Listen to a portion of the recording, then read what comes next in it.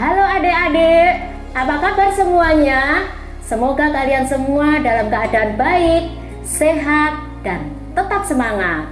Pepatah bilang, tak kenal maka tak sayang. Perkenalkan, nama saya Sulistiani, biasa dipanggil Bu Sulis. Nah adik-adik, pada kesempatan ini kita akan belajar pendidikan agama Kristen untuk kelas 4 dalam materi Yesus sanggup menyembuhkanku. Baik, sebelum kita akan memulai pembelajaran kita akan mengawalinya dengan doa.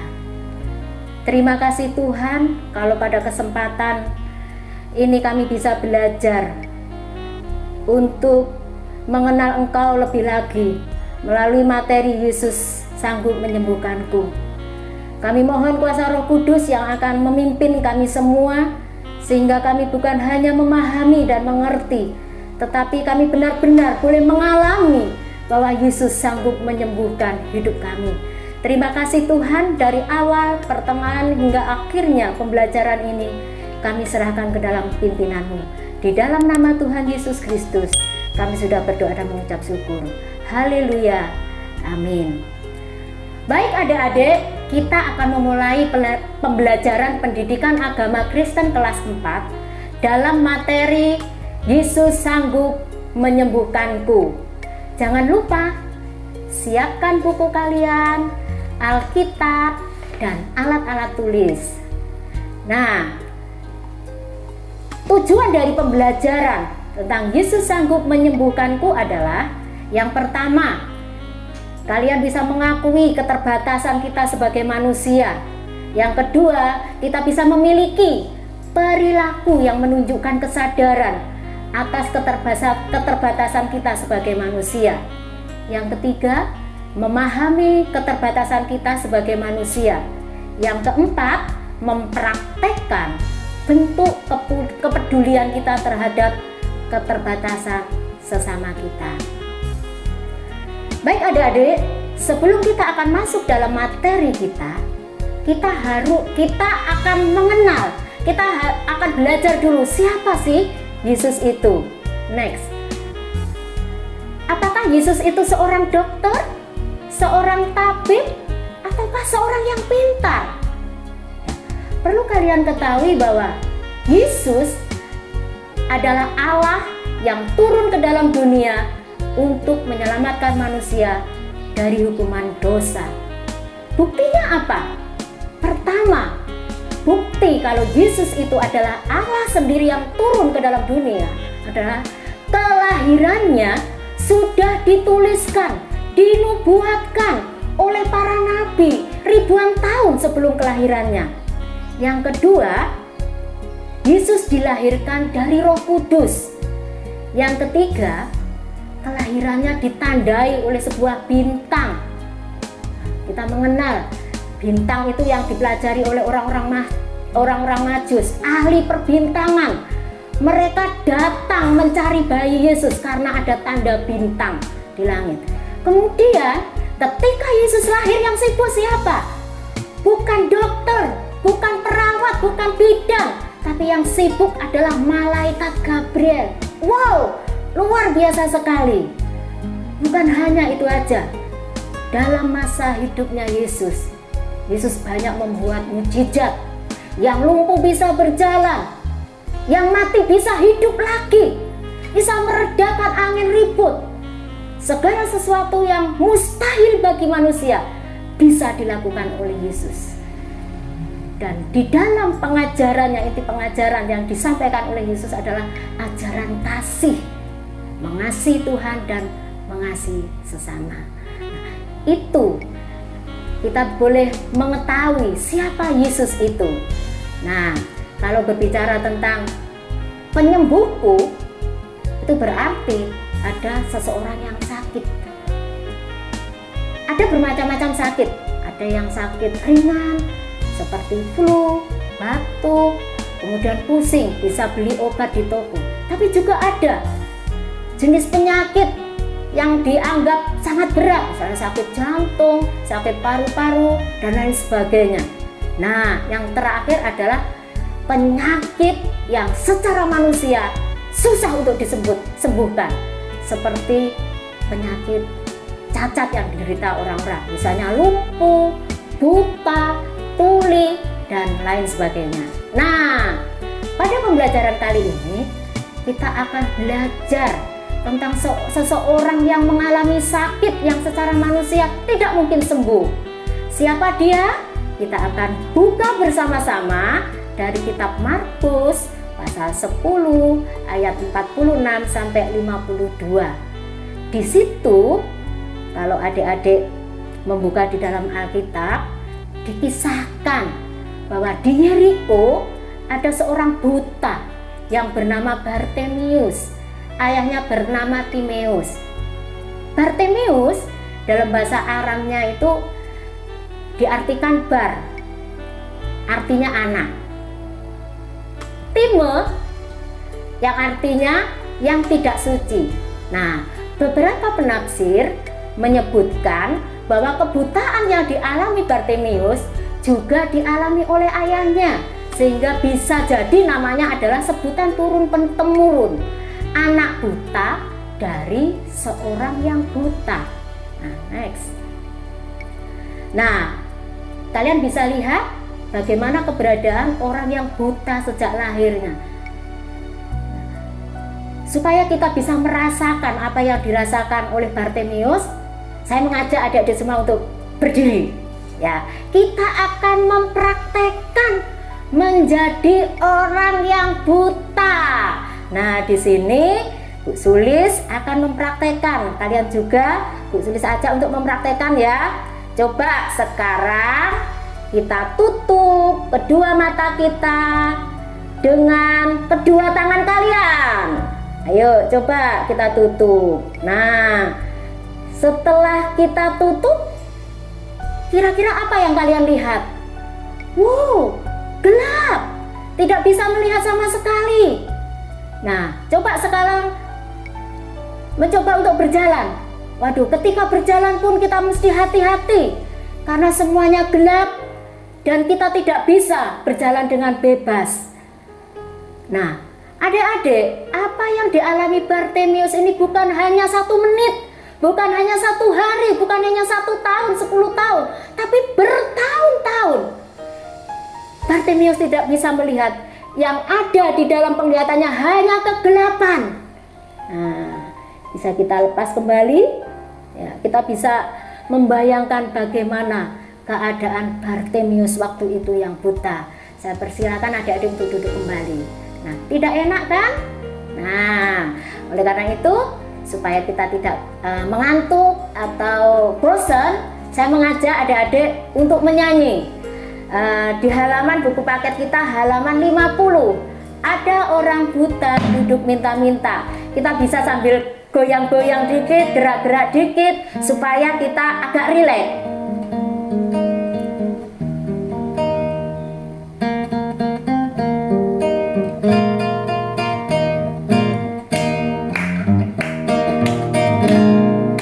Ada orang buta duduk minta-minta, tiap-tiap hari minta sedekah. Pada suatu hari Yesus mendengarnya, orang buta itu disembuhkannya. Matanya jeli, Yesus menyembuhkan karena kasih-Nya. Matanya jeli, Yesus menyembuhkan karena kasih-Nya. Pinter kalian semua, bisa bernyanyi bersama-sama. Nah, sekarang kita mau lihat kira-kira pesan apa yang bisa adik-adik dapatkan dari lagu tadi. Lalu tuliskan dalam kotak di bawah ini pada halaman 50. Nah, Bu Sulis akan mencoba membantu mengisinya. Pesan lagu untuk saya adalah berterima kasih dan bersyukur kepada Tuhan karena memiliki tubuh yang lengkap. Sekalipun hidung mungkin tidak mancung, kulit hitam tidak apa-apa, yang penting manis.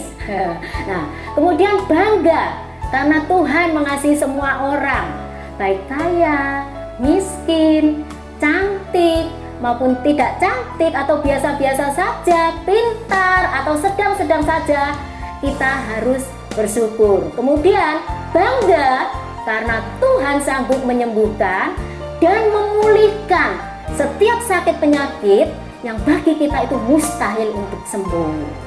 Nah, itu pesan dari lagu yang baru saja kita nyanyikan. Nah, kita akan melanjutkan kisahnya tentang Bartimeus. Nah, karena Bartimeus ini buta, Bartimeus tidak bisa melihat orang tuanya. Bahkan Bartimeus tidak bisa melihat alam yang ada di sekitarnya. Dan terlebih lagi, karena dia buta, secara otomatis dia tidak bisa bekerja. Karena tidak mempunyai keterampilan apa-apa, tidak mempunyai keahlian apa-apa. Beda ya adik-adik dengan zaman sekarang. Ada orang buta tapi pandai memainkan musik. Ada orang buta tapi profesinya, pekerjaannya menjadi penyanyi. Nah, waktu itu karena Bartimeus tidak memiliki keahlian dan tidak bisa bekerja, untuk bisa mencukupi kebutuhannya, Bartimeus menjadi pengemis. Kalian sering melihat pengemis kan? Kadang-kadang di jalan-jalan, di pasar, dan di tempat-tempat keramaian. Tapi berbedanya zaman sekarang, yang menjadi pengemis itu bukan hanya orang buta, orang yang normal saja sekarang banyak kita lihat menjadi pengemis. Nah, pada suatu hari ketika Bartimeus duduk di pinggir jalan seperti biasanya, dia mengemis mengharapkan sedekah dari orang-orang yang sedang lewat. Sayup-sayup Bartimeus mendengar ada suara langkah orang banyak yang semakin jelas mendekati Bartimeus. Nah, kita tahu anak-anak bahwa seorang yang buta itu biasanya memiliki pendengaran yang lebih tajam, penciuman yang lebih tajam, sehingga ia tahu walaupun dia tidak bisa melihat, tetapi dia merasakan sepertinya kok banyak orang ya di sekitarnya. Kemudian Bartimeus bertanya kepada orang yang ada di dekatnya, "Ada apa ini?" Kemudian orang yang ada di dekatnya Bartimeus itu menjawab, "Mereka sedang berjalan dengan Yesus. Mereka semua menuju ke sini." Nah, seketika itu juga Bartimeus merasa gemetar kegirangan. Dia gemetar bukan karena takut, tapi karena senang. Dia berpikir inilah kesempatan bagi dia untuk meminta kesembuhan. Nah, ternyata berita tentang Yesus yang pernah menyembuhkan orang yang sakit buta, bahkan yang buta sejak lahir, Bartimeus sudah mendengarnya. Bukan hanya itu, Bartimeus juga mendengar tentang mujizat dan keajaiban yang dilakukan oleh Yesus, sehingga ia percaya bahwa Yesus sanggup menyembuhkannya. Kemudian dengan suara nyaring dan lantang, Bartimeus berseru, "Yesus anak Daud, kasihanilah aku." Orang-orang yang ada sekitarnya menyuruhnya untuk diam dan tidak ribut. Tetapi Bartimeus tidak menyerah. Dia bertambah keras berseru memanggil nama Yesus. "Yesus anak Daud, kasihanilah aku." Makin lama makin keras. Nah, karena makin lama makin keras, akhirnya Yesus mendengar seruan Bartimeus. Lalu Yesus berhenti berjalan dan berkata, "Panggillah orang itu dan bawalah dia kepadaku." Mereka memanggil Bartimeus sambil berkata, "Kuatkan hatimu, berdirilah, Yesus memanggil engkau." Lalu Bartimeus menanggalkan jubahnya, segera berdiri dan mendapati Yesus. Dengan suara lembut Yesus bertanya kepada Bartimeus, "Apa yang engkau ingin aku lakukan untukmu?" Bartimeus menjawab, "Aku ingin mataku melihat." Lalu kata Yesus, "Pergilah, imanmu telah menyelamatkan engkau."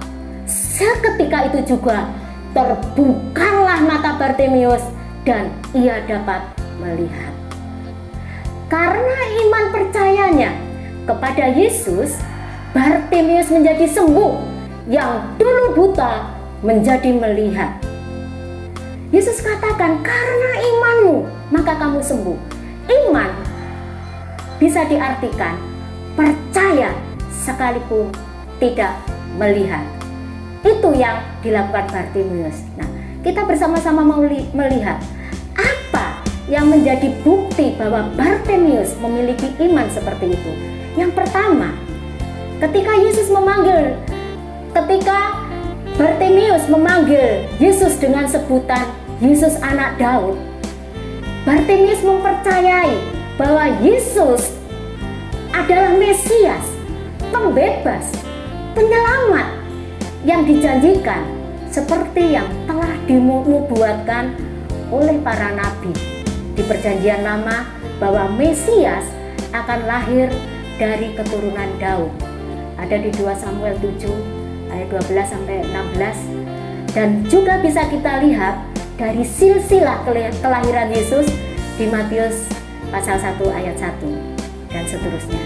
Nah, yang kedua, sebutan anak Daud adalah gelar kehormatan yang menyatakan keilahiannya, kekuasaannya, kekuatannya.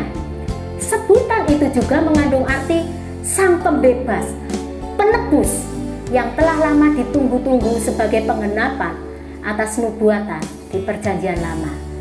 Nah, bukti iman Bartimeus yang kedua adalah Bartimeus sebelum sembuh, dia menanggalkan jubahnya. Padahal waktu itu jubah itu bagi seorang pengemis adalah sesuatu yang sangat berharga, karena itu semacam surat izinnya untuk mengemis, identitasnya untuk mengemis. Tanpa jubahnya itu, ia tidak dapat meminta-minta dari orang lain. Jubah juga dilambangkan sebagai rasa aman, kenyamanan, sekaligus perlindungan. Jubah juga adalah sarana agar tetap bertahan hidup untuk mencari uang. Tetapi Bartimeus berani menanggalkan jubah yang menjadi identitasnya selama ini, sekalipun kesembuhan itu belum ia alami. Bukankah ini merupakan langkah iman yang luar biasa? Nah, seringkali kebanyakan orang mengalami mukjizat dulu baru percaya. Nah, itu bukan iman namanya. Karena salah satu arti iman adalah percaya walaupun tidak melihat. Nah, iman percaya sekalipun tidak melihat inilah yang dimiliki oleh Bartimeus, sehingga Bartimeus mengalami mukjizatnya. Nah, adik-adik, dalam kehidupan ini kita pasti pernah mengalami yang namanya sakit, sedih, tidak punya harapan, merasa sendiri, dan lain sebagainya. Nah, melalui kisah Bartimeus ini, kalian menjadi tahu bahwa Yesus datang ke dunia bukan hanya untuk menyelamatkan manusia dari hukuman dosa, tetapi Yesus juga mampu untuk menyembuhkan segala penyakit, menghiburkan yang sedih, memberikan kekuatan serta pengharapan bagi yang berputus asa. Jadi, jika kita mengalami sakit, sedih, dan kehilangan harapan, mari kita datang kepada Yesus dan percaya, beriman kepadanya. Pasti Yesus akan menolong kita. Baiklah, sebagai evaluasi kita akan mengerjakan pertanyaan yang ada di halaman 53. Apa yang dilakukan Bartimeus ketika mengetahui kehadiran Yesus? Yang dilakukan Bartimeus adalah berseru-seru dengan suara keras dan lantang. Apa yang dikatakan Bartimeus kepada Yesus? Rabuni, supaya aku dapat melihat. Yang kedua, bagaimanakah cara Yesus menyembuhkan Bartimeus? Dengan berkata, pergilah, imanmu telah menyelamatkan engkau. Nah, adik-adik, dari pembelajaran ini tadi kita bisa menyimpulkan bahwa yang pertama, Bartimeus yakin bahwa Yesus sanggup membuat matanya yang buta menjadi melihat. Nah, karena keyakinan itulah Bartimius sungguh-sungguh menggantungkan harapannya kepada Yesus. Yesus mengetahui kerinduan hati Bartimius dan Yesus tahu betapa besar kepercayaannya. Iman dan keyakinan itulah yang membuat hati Yesus tergerak dan menyembuhkan Bartimius. Yesus sanggup melakukan hal yang sama untuk kita. Yakinlah dan bergantunglah terus kepada Yesus, maka kamu akan mengalami kemenangan dan kesembuhan. Amin. Baik, sebelum kita akan mengakhiri pembelajaran kita akan berdoa terlebih dahulu. Terima kasih Tuhan, sungguh kami mengucap syukur buat pembelajaran pada kesempatan hari ini, di mana kami boleh belajar bahwa kami memiliki Allah yang dahsyat, Allah yang hebat, Allah yang sanggup memulihkan, Allah yang sanggup menyembuhkan setiap sakit penyakit, bahkan setiap permasalahan kami. Tuhan sanggup menolong kami. Terima kasih Tuhan. Biarlah Tuhan memberkati setiap anak-anak-Mu dimanapun anak-anak-Mu berada. Kasih Tuhan, kebaikan Tuhan senantiasa menyertai hidup kami. Segala hormat kemuliaan hanya bagi nama Tuhan. Di dalam nama Tuhan Yesus kami sudah berdoa. Haleluya. Amin. Oke adik-adik, pembelajaran sampai di sini. Sampai bertemu kembali di dalam kesempatan yang lain. Tuhan Yesus memberkati.